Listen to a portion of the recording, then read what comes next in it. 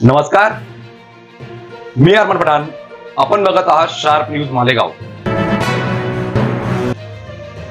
मालेगाव महानगरपालिका मालेगाव तर्फे शहरातील सर्वच प्रमुख रस्ते व इतर ठिकाणाचे अतिक्रमण काढण्याबाबत विशेष पथक गठीत करण्यात आलेले असून सदरचे अतिक्रमण मोहीम दिनांक 10/6/2024 रोजी पासून राबविण्यात येत आहेत.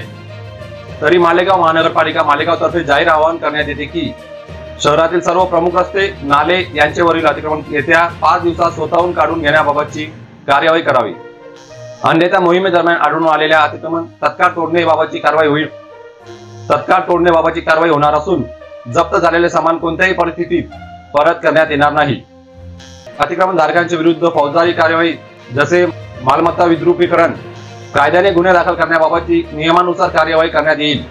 तेव्हा अतिक्रमण धारक यांनी येत्या 5 दिवसात म्हणजे दिनांक 10/6/2024 पावेतो स्वतःहून आपले अतिक्रमण काढून घेणे बाबतची कार्यवाही करून मालेगाव महानगरपालिके व पोलीस प्रशासनास सहकार्य करावे ही विनंती.